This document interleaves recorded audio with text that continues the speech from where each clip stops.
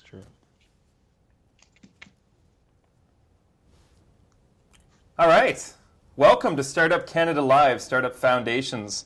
Today is Thursday, February 2nd. Startup Canada is a national rallying community and voice for Canada's entrepreneurship community. My name is Paul Stevenson. I'm a very proud entrepreneur, and I'm one of the founders, co-founder of referralmortgages.com. I also host a podcast called Growcast, which you can find on iTunes, SoundCloud, YouTube, etc. And I'm a community builder, so I build a lot of business network groups and things of that nature. I really like Startup Canada. I think they're an important organization to be aligned with. I truly believe that the landscape of business in Canada and globally is shifting dramatically, and having a resource and a support like Startup Canada is very, very important in today's landscape. Yeah, and my name is Tuan Nguyen, and after a few of my own organizations I've launched and sold, I started kind of a bit of a resource called Dude Buddha. And Dude Buddha supports the ever-growing conscious and awesome business fathers out there to share their greatest lessons in leadership, business, but also in family. So that way we can help men who are growing their businesses learn the tools to be world-crushing businessmen, but also the tools to be more deeply connected with their families. And the reason I'm here in terms of working with Startup Canada is, as an entrepreneur myself, I've tasted the amazing freedom of creating impact out of all my ideas, and to see the difference it can make. And to have an organization like Startup Canada support entrepreneurs all over the world and help them thrive and bring their mission to the world, I'm excited to see how Canada can make this amazing footprint, not just locally, but all over the world. So super, super exciting. And of course, we are your hosts for today's show. And super, super excited, my man Paul. Let's do it. Boom, fist pump. And we're here live, right here. Startup Canada, national office here in Ottawa, Canada. And we're broadcasting from the cubicles, co-working spaces, incubators, and startup communities across Canada. Yeah, so this is actually the first time we're doing this. It's kind of the first of its kind, where we're actually going to be interviewing live guests. And basically every Thursday on Startup Canada Live, we're going to discuss topics relevant to startups, scale up, and small business communities. So we feature guests that provide insights into funding, growing, and scaling successfully. I'm going to list off some of our amazing sponsors. So Startup Canada is streamed through Periscope, so Twitter, Facebook, and on YouTube. And the easy viewing is brought to you via our good friends at Restream.io. Startup Canada Live is also brought to you by Intuit QuickBooks, Canada's leading provider of business, financial, and tax management solutions for SMEs. And MasterCard. Whether you need a card for purchases or you need payment solutions to help you better manage and track expenses, MasterCard has the right solution for your small business. Awesome, I love it. I actually do have a MasterCard on my wallet right now. I love it. It's great. Perfect coincidence here. So what's the topic today, Tuan? Well, today's Startup Live topic is how to start with no money. And I got no money. Who else got no money here? Show of hands. Yeah, I got no money. All right, so, and we're joined by two really special guests. I'm super excited. First of all, he's known as many things: an author, professor, a speaker, an entrepreneur, and he is Mr. Dr. Sean Wise. He's a professor at entrepreneurship at Ted Rogers. Hello, Sean. Ted Rogers School of Management in Toronto. He's the host of The Naked Entrepreneur, which airs on Rogers and OWN Canada, and is a startup fellow of startup communities, helping entrepreneurs become entrepreneurs, helping founders go from start to smart, and supporting the expansion of startup communities across Canada. In fact, Paul and I have been working at the gym since January because we're trying to get ourselves ready for the Naked, Entrepreneur. We're hoping we'll qualify. So, Sean, hopefully you accept us on the show. For the Naked Entrepreneurs? Yeah, exactly. Yeah, we've been working hard at that, Sean. And then we got another special, lovely person, lovely lady here, Kayley Reed from Fredericton, near Brunswick. Hi there, Kayley. And Kayley's the co-founder and CEO of the clothing line Wear Your Label. And starting with a small idea, Kayley turned a deep understanding of mental health issues and into a business idea that spreads awareness and inspires others. And I want to make a quick comment because I did a bit of research. I saw a video, several of your videos, and one of them that's really brilliant, which I thought was when you see someone with a cast, it shows that they've been injured and they're healing, right? And there's no cast for mental health. And when I heard you guys express that your clothing line is like a cast to let the world know that, yes, we experienced something, that we're healing, I thought that was absolutely brilliant. And so your accomplishments, as a social leader, an entrepreneur, and just for the public to know here, and the viewers and listeners, has helped Wear Your Label be the recipient of the 2015 Startup Canada Award for Sustainable Development. Wicked awesome. Welcome to you both, and thank you so much for joining us today. So for anyone, Thanks for having us. So for anyone tuning in, if you have questions on Twitter, you can use the hashtag #StartupLive. Or if you're watching on Facebook Live, you can just comment in the bottom of the video. We're going to actually have a section, after some discussion, we're going to actually open it up to questions. But throughout the discussion, if you have questions, put them in there and we'll make sure that we get to them. So Sean, I'm going to direct the discussion towards you first. So you have 15 years of seed investing experience. You've witnessed over 20,000 pitches. You've sold 30,000 books. And you've been involved in pretty much every conceivable aspect of the Canadian entrepreneurship ecosystem. So what have you been focusing on lately, and where will Sean Wise strike next? Where will I strike next? I like that. It makes me sound like a supervillain. It's Star Wars. Strike next. I'm doing more of the same. Through our fund, Ryerson Futures, we're making more and more seed investments. In the last 24 months, we've written 13, 14 checks supporting Canadian entrepreneurship at that sort of very early seed level. And that's why I'm so excited to talk about how to start a business without money, because you can do that now, whereas once upon a time you needed some money to get started. But I'm doing a lot of that. I'm privileged to be traveling the country for Startup Canada as one of their ambassadors. So if you have a bar mitzvah or a wedding and you need a keynote speaker or an industry event, give Startup Canada a call. And finally, I'm working on my next big project, which is 100 steps to startup.com. Which we've been working on for 2 years, to try to show all entrepreneurs, whether they're SMEs or scale-ups or startups, what possible things they could do next to get 1 inch closer to their success. So I'm delighted to be here in my kitchen, drinking coffee and talking with you. Love coffee. Yeah, no, you made a really good point, and I always say that, and it's probably becoming redundant at this point, but I feel like the landscape has shifted so much in the last 10, 15 years where now you really can start naked and add the clothing as you go along, right? You usually need 10 people to start any business, the marketer, the I think you're, business developer, and so on. You're absolutely right. I think the cost to launch has gone down. I started investing in the late 90s in the dot-com boom in New York City, and it used to take us like $5 million in maybe 2 years to realize hipposhoes.com wasn't a big idea. Today, it takes less than $5,000 and maybe 30 days to figure out hipposhoes.com is not a good idea. Right. Yeah. And I think that with these barriers to entry, dropping, with the cost dropping, with your ability to open a store using Shopify, to authenticate users using LinkedIn, take payments via Stripe. I mean, you can set all that up in an afternoon, whereas 20 years ago it would take 6, 9, 10 months. Yeah. And so you have a much lower barrier to entry, which makes it really neat to be starting a business, because I think we'd all agree, I don't know about Tuan, but the rest of us maybe, we'd all agree that the number of people who can loan us $5,000 is a lot larger than the number of people willing to loan us $5 million. Right. Absolutely. And So you can test ideas, and I know my colleague on this panel is going to talk about her work in testing and seeing the customer feedback. But raising money is no longer the primary issue. Finding a customer who loves what you're making, that becomes the primary issue. Absolutely. I completely agree. The infrastructure in all levels, from financial to the technology world, really creates an entry barrier point for us to easily introduce an idea, test it, and then run with the ones that actually seem to be working and really invest.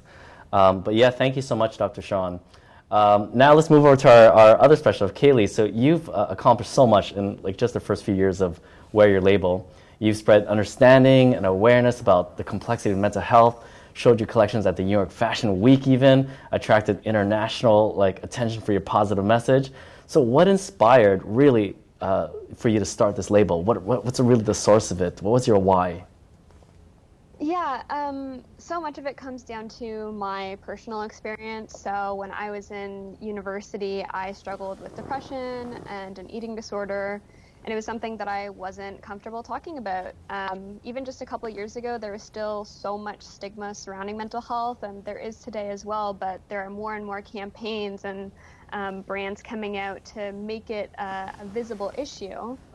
But 3 years ago, I was struggling in silence. I started volunteering at a mental health organization, actually, and that's kind of the first place that I met other people who were going through similar things as I was. So I met my co-founder, Kyle, and we both had this frustration with the stigma and this personal experience, and knew that there was a way that we could kind of combine the things that we love, which was fashion and creativity, with mental health to create something that there wasn't in the market, which is a clothing line that raised awareness for mental illness. So that's exactly what we did. And it started as a side project in school during my last year at UNB. And over the past 2.5, 3 years has evolved into what you see as Wear Your Label today, which is a fashion brand that is dedicated to raising awareness around mental health and ending the stigma. And we partner with different mental health organizations, both in Canada and in the US, to collaborate on campaigns and give back to their initiatives. So it's Wow. really a labor of love. When we started it, we never thought we would be starting a company. We just thought, oh, let's start this thing that we're really passionate about, raise some awareness, and maybe sell a few t-shirts. Yeah. And a few has turned into a few thousand, and now we are here. So it's been quite the journey. I think what's amazing is you started a business that is inventory based, you know, and in the past you think, you know, you'd have to buy, you know, whatever thousands of inventory and start outputting and shelling it out. But I'm sure you've leveraged, you know, technology and services out there for more efficient fulfillment of orders, and I think that's part of being efficient. And for sure, I'd love to hear from that later on if we can give that opportunity to share with the audience how you've leveraged something that's traditionally inventory based and make it super lean and efficient so you could drive, you know, a profit to maintain the business itself. Like really, really neat. Like such an awesome story. Yeah, I like the why a lot myself. The best thing about this story, and I know Kyle, her co-founder in Toronto, to me the best thing about this story is that they remembered that social entrepreneur, the noun is entrepreneur. So you still have to make enough money to be able to keep doing your next campaign. You still have to be able to sustain yourself because you got to go to work every day. And I think social entrepreneurship often emphasizes the social, but then they're not running entrepreneur enough, and then they can't sort of keep doing what they're doing. What I love about this startup, in particular, her and her partner, is they started with their own pain and became their own customer, and then used that information to sort of figure out how to maximize, you know, the sales while minimizing the cost of sales. I just think it's an awesome company. Right. It's funny you said that. I actually read something earlier where someone was talking about entrepreneurship these days is changing your title to CEO and entrepreneur, posting 2 to 3, you know, Gary V videos a week, and talking about all the people you're connecting with. You know, I just thought it was pretty funny because that's exactly what it is. They're focusing so much on the social, and not enough on the entrepreneurship. Yeah. That's so funny.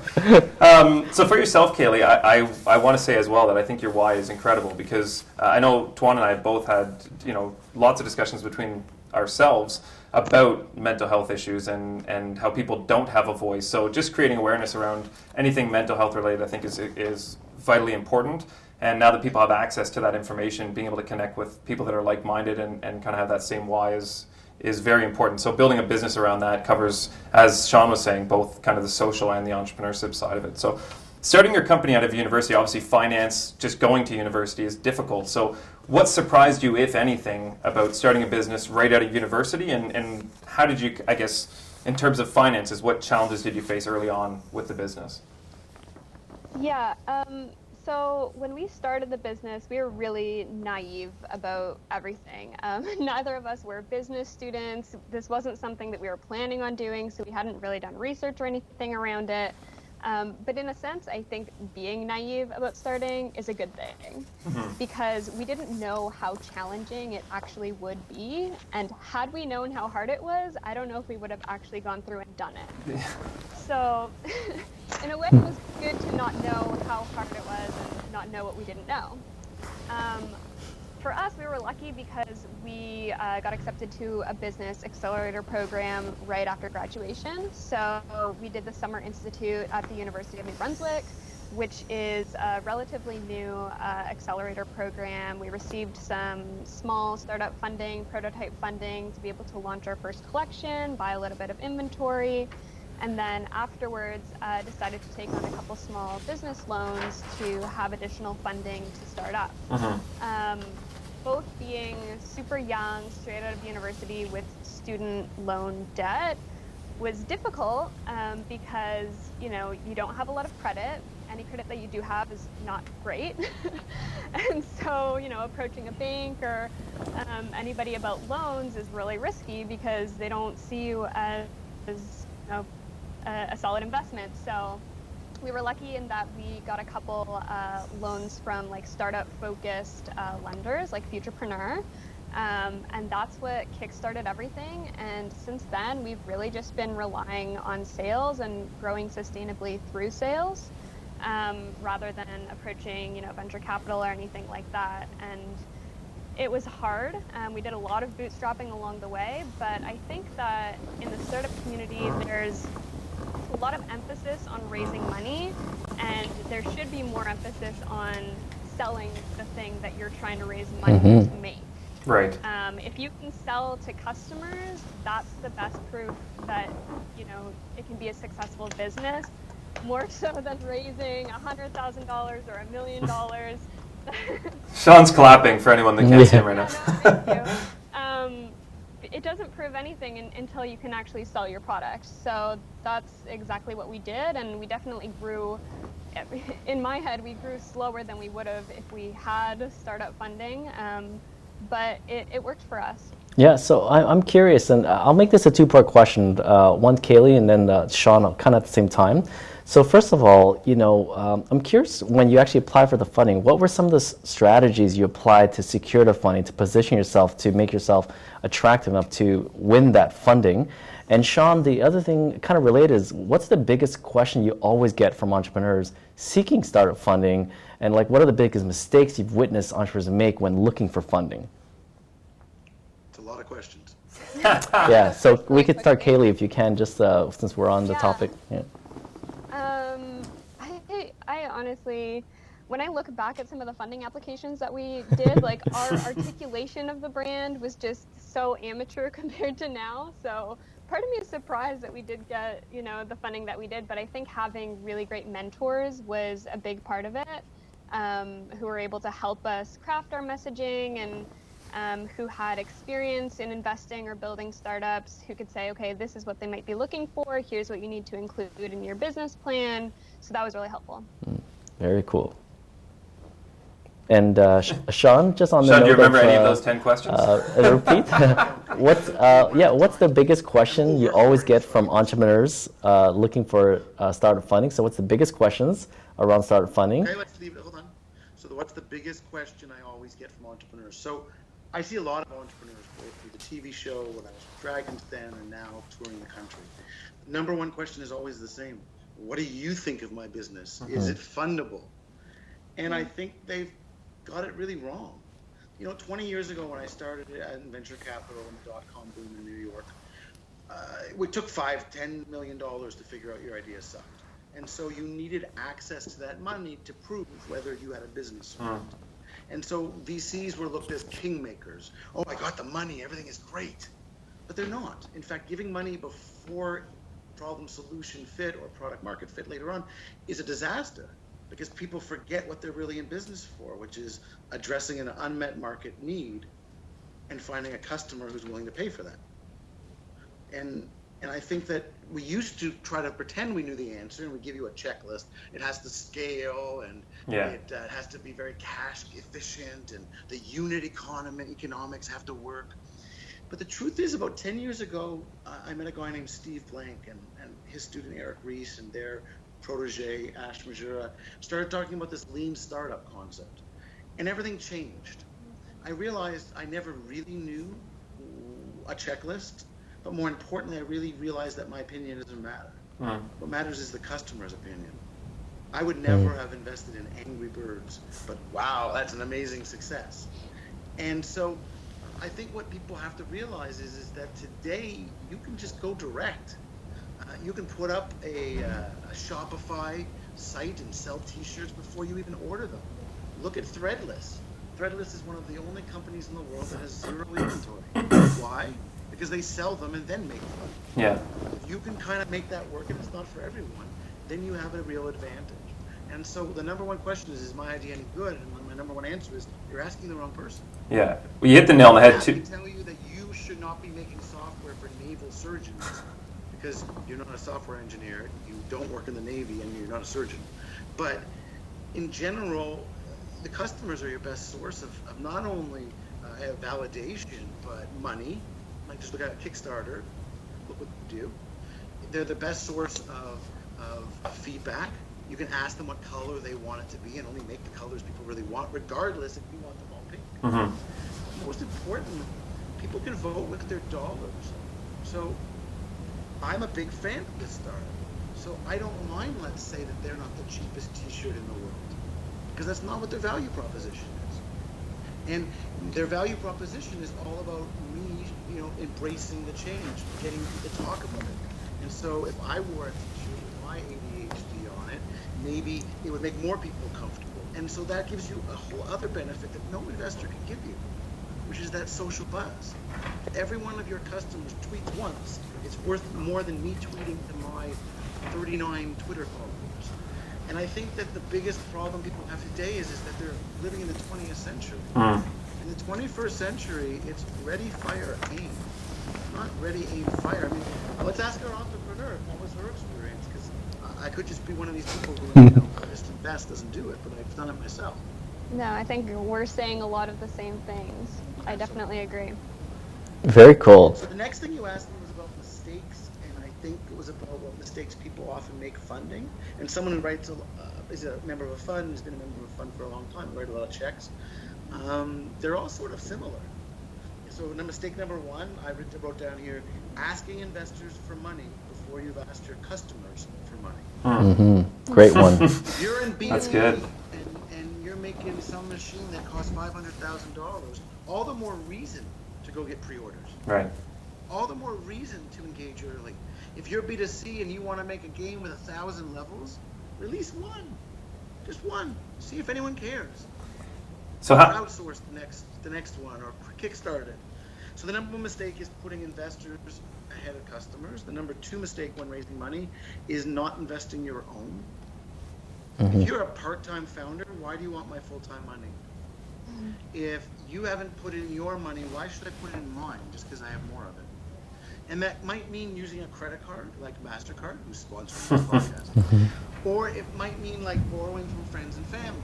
But the difference is that if you don't have skin in the game, why should I have skin in the game? And what happens when the founder who doesn't have skin in the game gets an offer from Oprah to come run her t-shirt business? Yeah. You have to be committed to it. So asking investors for money before you're fully invested, even if that's $5, even if that's passing on other jobs, they want other things at risk. And then finally, and this is the biggest one, the easiest one to fix, and it makes me nuts that people don't. Our guests said it. They haven't gone for venture capital. Why? Because up until a certain point, they're not venture capitalable. They're not investable. They're not of the type. VCs in the modern age who are running $100 million funds, they have to invest sort of $5 to $7 million just so that their fund can get a return. So they're not going to write small checks, but also in a day like today, they can wait and invest in companies that have the data to show growth. So it's a big difference saying we sell our t-shirts for $20, the cost of goods is $7, the cost of acquisition is $3, therefore we have this margin. You can't do that when you just get out of school because you don't know where you're going to get the t-shirts from. Yeah.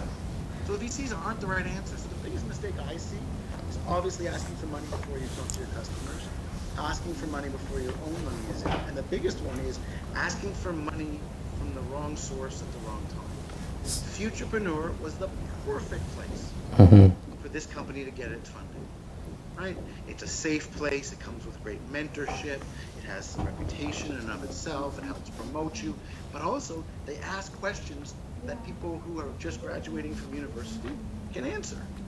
I have a follow-up question. In the industry? What's your credit rating?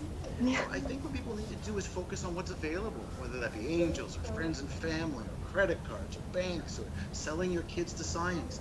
Like, at different stages, you need different things. But that's just my opinion. How often do you think businesses fail or startups fail because they're spending all of their time trying, we got to find an investor, instead of actually hitting the pavement and trying to sell their product, as you said. I love that quote that you said right from the get-go. is that people are stuck so much trying to find the money instead of trying to get the money from their clients. They're trying to get it from investors instead of clients. If you're chasing investors more than customers, if you divide any month the number of hours you worked by the number of hours you spent talking to investors, and then divide the same thing, you better be spending more time with your customers. Mm-hmm. Yeah. The day that you're spending more time chasing investors, you're dead in the water. You're dead founder walking, because you have missed the point. Yeah. The point is to address an unmet market need of a real customer who really wants to pay you because you're offering a service that's exponentially better than their current life. Yeah. Yeah. That's all Peter Thiel's 0 to 1. Yeah. Trump. Wow. That was all. But if you're chasing investors, you're not in the right business. Yeah. You're not. So Kayley, what did you learn from your experience then? Like through the startup, through the financial, I guess, lessons that you learned through applying for different, investors to chime in on the business and whatnot. What did you learn through that experience, and how do you implement that now into the business as far as your finances? Taking your revenues and applying them to the right areas. How beneficial was that? Yeah, so I listened to a relevant podcast just a couple of days ago on this same topic. Was it The Naked Entrepreneur? No, it wasn't, but I need to listen now.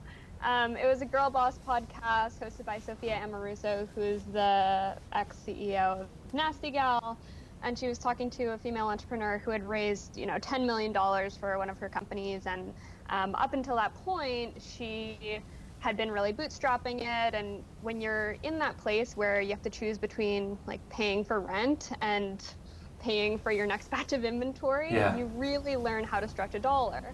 And I think unless you go through that, you'll never really fully understand the importance of that money management. So I think for us, like, there was definitely some times where it's like, how are we going to even pay the bills to keep things running? Right. But once you get out of that and you learn from that, it's your entire view on managing things going forward. Even when you have $20,000, $50,000 in the bank, $1 million in the bank, your view on money management is so different because you've been through the worst. Right. And you continue And to investors know that. Investors know that. And they appreciate good stewardship. Yeah. They appreciate that you can do that. Worst is the opposite. When you sit in their parking lot waiting for them to open the door and they roll in their piece of BMWs at 10 o'clock in the morning. Right. You want the hungry person. You want the person who knows how hard they've worked Yeah. to be your investee. So Kayley, I'm curious, because this is about starting with no money. Can you share an example of where you were really strapped and you got very creative on how you got things done, deliver what you need to deliver, because of course cash flow could be a challenge at that time?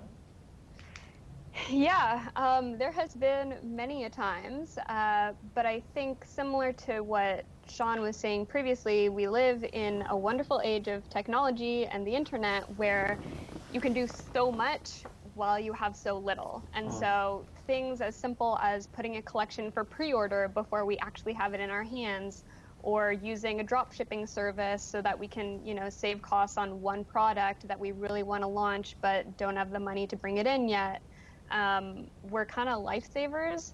And a lot of the times, people don't see a difference. People don't care if you have 5,000 t-shirts in your inventory in your small studio or if they're shipping made to order. Right. All they care about is receiving a good quality product that matches your brand.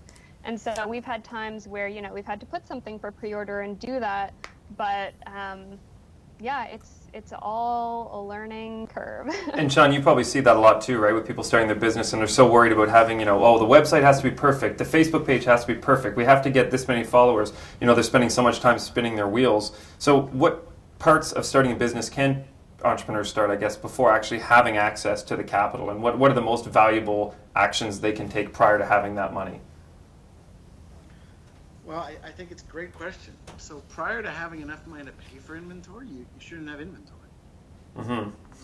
We keep thinking that people expect you to have this finished product that went to 2 focus groups and won all these awards. That's just not realistic. I think there's a lot you can do before you have to get cash in. Number 1 is customer discovery.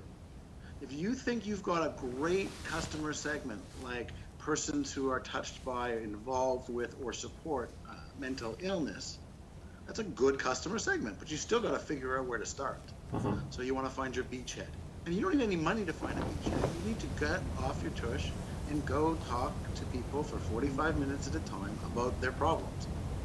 After all, you're building a product to solve their unmet market need. Most people are willing to spend 45 minutes to solve their own problem. Once you start to get that momentum going, then you can do things. I mean, I would disagree that a t-shirt business is in the inventory business. Ever since Threadless, again, you know, it's not true. Threadless were three guys in college who wanted to do a t-shirt business but had two problems. One, they didn't know how to design a cool t-shirt. And two, they didn't know how to sell cool t-shirts on the internet. So all they did was outsource everything. Yeah. So let's get other designers, maybe kids in school, maybe not so famous designers, to submit ideas. Let's get another group of people who love t-shirts to vote. Let's get those that are top voted into a pre-order. And until every single item that is sold, let's not ship. Now you have their money ahead of even having your product. And now you do the back end, the drop shipping, the fresh books, the shoelace, all the technologies. In 1997, if you wanted to have a jewelry store online, you needed to have great jewelry, but you needed to know how to code your e-commerce store, you needed to have a merchant account, how to set it up, you need to be able to find people and identify people because there's no Google AdWords. So today, that's all available. What's just not available is hard work. That's the foundation. So you don't need people's money. You need the willingness to put in 100 hours before you even get started. And you can do that through customer discovery. You can do that through customer validation. You can create a customer persona. You can choose a beachhead. You can test some of these assumptions before you go and spend money. But more importantly, when you go to ask for that money, you'll have all that first-hand evidence, not your opinions. You know, the problem with business plans is they were written in your mother's basement. They're just your opinions. That's why we've moved to a lean canvas, which is more about dynamically finding the answers with your customers than making it up in your basement. Sorry, I went off on a rant there because I really believe strongly in this. I mean, we need less failures. We need people to start less stupid startups. And the way it's stupid is when you haven't checked with your customers whether it matters. Not because I thought it was stupid. Right. Absolutely. It's not Dragon's Den. You don't got to impress people on national television. You only got to impress one group of people. Yeah. So I have another question for you. We're going to take some questions from our viewers in a few seconds, but one question, I came from a banking background, and it was one of those aha moments. I woke up, I said, I got to get out of here, and I found a way to start my own business that was in a similar industry, but something in my field. But for people that are maybe in a job where they want to be entrepreneurs, they watch the Dragon's Den, Shark Tank, they read your books, they want to get that started, they just don't know where to start. What would you say they should look for to find that route, like to find their why that will actually give them the energy and that passion they need to get through those early struggles? So when we teach students at the grad level or undergrad level, people want to be entrepreneurs but don't have their magic idea. We always tell them to start with the same thing. Yourself. What customer groups are you a part of? What customer groups used to be a part of? So I used to be a lawyer, and I smartened up, but I still know a lot about being a lawyer. I used to be a grad student, then I graduated. I'm a young parent, so I have babysitting problems. Okay, wait a second, I wonder if other young parents have babysitting problems. Let's go at our next party while we're mingling, let's ask questions about, do you have any babysitter problems? And if you find other people in that group that have the same problem, who also think it's a need, and who would pay for a solution, who are already trying solutions like babysitter services or other apps, then you can explore. You don't necessarily have to come up with a great idea by waking up in the middle of the night going, ah! That's not really likely. Okay, what's more likely is you looking inside of yourself and saying, what am I passionate about? What customer segments do I belong to? Who can I access for early adopters that aren't my friends and family and have to tell me my product is great no matter what it is? I think patience is a big part of that too, right? Because I think people, like you said, they go to that dinner party and they're like, well, I want to quit my job tomorrow. I want to start this company now. It's like you got to do the right research, right? So you're best prepared. I think patience is less important than resilience. I think Great. you have to be resilient so when they slam the door in your face and say, you want to put what on my t-shirt? You want me to tell everyone I'm on medication?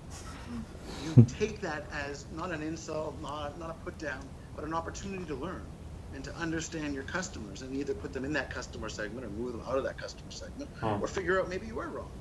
Yeah. Maybe pink isn't the right color, right? Whatever it is.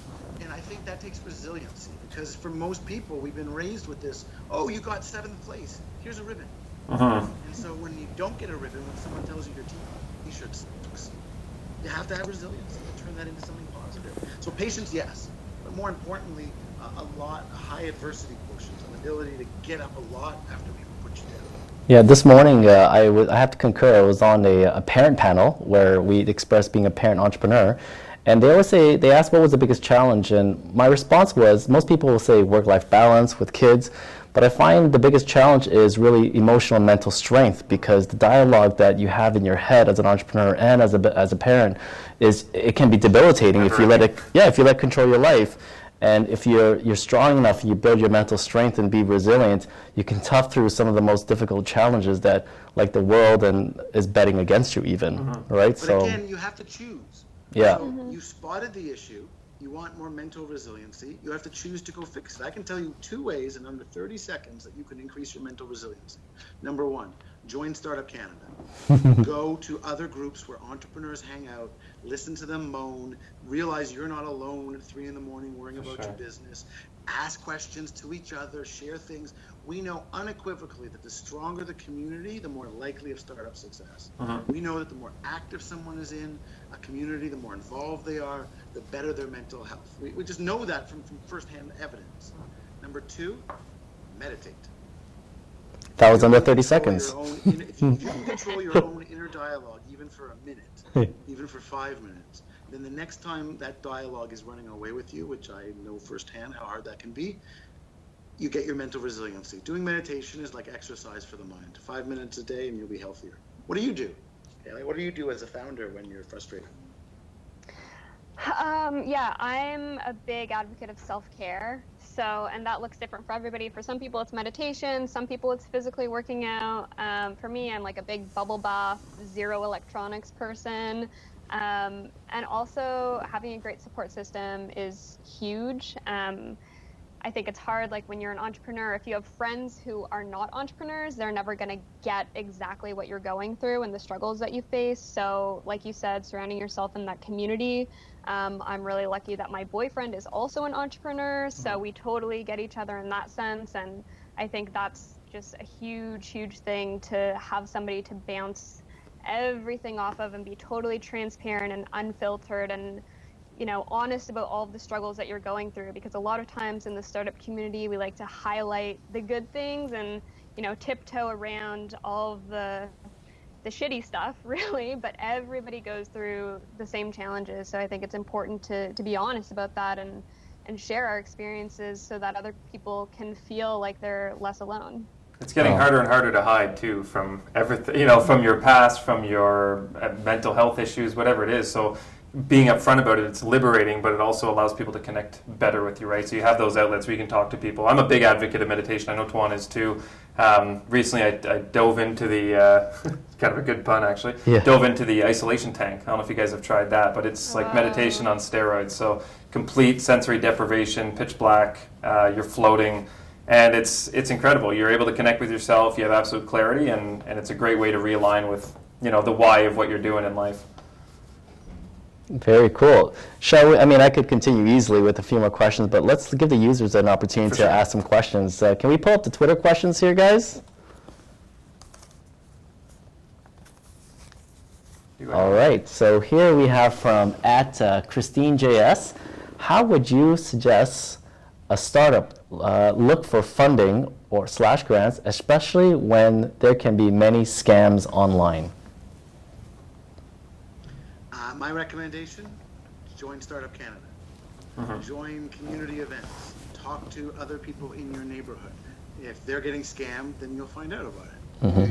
You know, it's a good thing. But the more truthful answer is investment, whether it be equity or debt, is a business.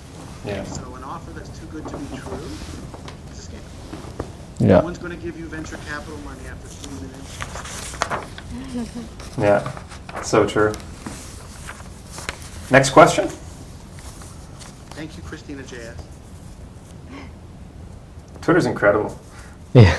So this is from @RyanLouis. It says, Aloha, Startup Canada. Any advice for entrepreneurs on how to prevent burnout? Join Startup Canada. Such a good advocate. Yeah, I think we've touched a lot on it. Finding that self-care thing for you, or like taking that me time. I know hustle is really glorified in the startup community, and it's super, super important to work really hard, but it's also super, super important to take care of your mental health, because if you're not taking care of yourself, you can't put your best foot forward in the work that you do, and then your work suffers. So finding that balance, taking time for yourself, that's what really helps me. I do have to echo Sean's advice in terms of joining Startup Canada. You know, Paul and I were in a father group here in Ottawa, BizDad group, and among other online groups. I do feel that, you know, when you're part of a community and you're able to kind of share each other's pains and lessons, it really helps you, you know, deal with a lot of these stresses and stuff like that. Right, and especially us, we share BizDad stuff. We share parenting dramas that we have. You know, my kid's going through puberty, so it's not fun. But I learned to deal with through more of a community than me going out and trying to figure it out. So the hustle is great, but being around the right like-minded people who are struggling but also trying to unhustle is a really strong way to address that problem. Yeah, that was something actually So go ahead, Kayley. Oh, I was just going to jump in and say, if you don't have that community where you're from, you can also create that community. I've found as a female entrepreneur, we kind of, you know, sometimes go through different things than males do, or we want to talk with other girl bosses, and there wasn't really like an organization just for female founders here in Fredericton. So I started hosting my own girl boss dinners and just inviting different female entrepreneurs and women in the business community. And started this like monthly group that has been going really well. So if you can't find that community, or you like want to get together with people in your industry specifically but don't know how to get in, like you can always start your own, because people are usually really open to, you know, meeting other people who are going through the same thing. That's so awesome. That's actually a perfect segue, because that's exactly, I did the exact same thing. Like I found early on, I've been an entrepreneur for almost 4 years, and early on I found that there was no support for what I was trying to do, and this is even before, you know, Startup Canada didn't even know of them at the time. But so I was in a lot of business networking groups, and a lot of it was referral based and this and that, and it was very, you know, hey, I'm Paul, and it was just over the top professional, and I hated it. So I created a group. It's the Orleans Power Team, and it's a group. We have about 25 people now, professionals and entrepreneurs, and every week we get together, and it's more of a support group, like support and mastermind group. So we talk about our challenges, our successes, tools we're using, things like that. So it's a resource for us to share ideas and to share our challenges, as you said, which is paramount. Like if you can just express that once a week, this is what I'm struggling with, help me, you know, and not feel crazy. I think, Sean, you said that earlier. Just not feeling crazy about what you're going through allows you to connect a lot easier with other people that are struggling with the same sorts of things. Yeah, and another note in terms of building your community, you know, I have what I call the Dude Buddha community, but it wasn't done as a strategic decision. What happened was I went into a deep depression after a marital breakdown, and I realized I didn't have the tools that I want to have to teach my son what I want to teach him. And so I reached out to men in the community, and I just asked them things that I felt insecure about my whole life. And what ended up creating was a conversation around questions that I had in what I call my value pillars.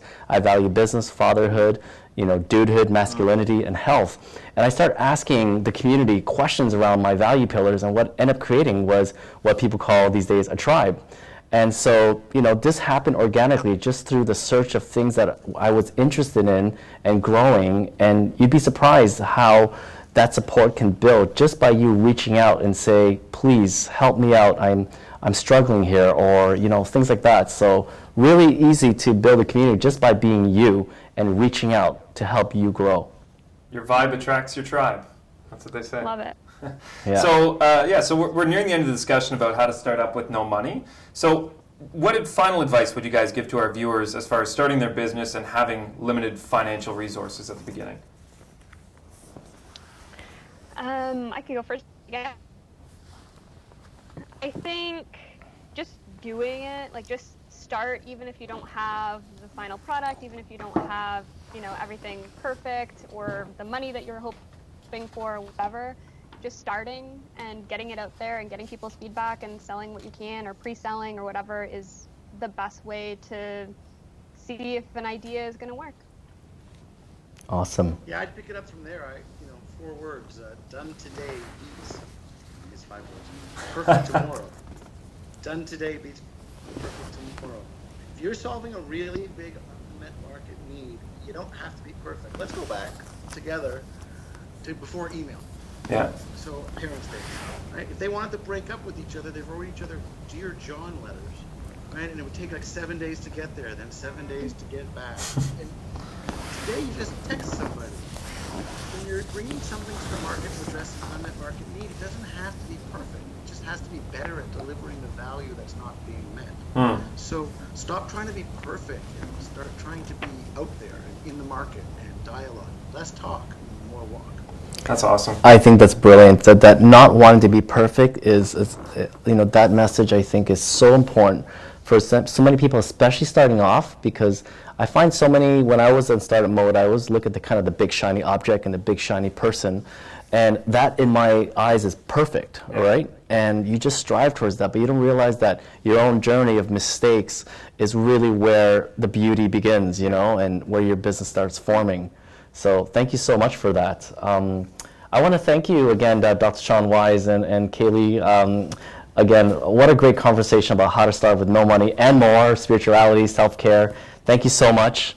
And it's amazing. You could obviously, to the viewers, of course, please join us next Thursday as well, February 9th. Pretty relevant. It's pretty relevant. It just segues into this next one, which is discussing pitching investors with Sean Burke, which is the founder of Front Founder. And of course, you can register for this event and more at startupcan.ca/events. Sean, I'm interested, before we go quickly, one piece of advice for people pitching to investors. You've seen 20,000 pitches. What's the best thing you could advise someone as to when they're making a pitch? Best thing I can advise you is that entrepreneurs embellish. So entrepreneurs embellish, so no one can believe when you say that customers love you. Don't tell me customers love you. Show me data that they're coming back every day to buy more. Yeah. Awesome. It's show, don't tell. Great advice. That's show, don't tell. That's what I'm going with. My final answer, show, don't tell. Boom. Show, don't tell. So to everyone joining us today, the entrepreneurs, startup community leaders, broadcast viewers, thank you for having us. Everyone have an enterprising week. See you next week.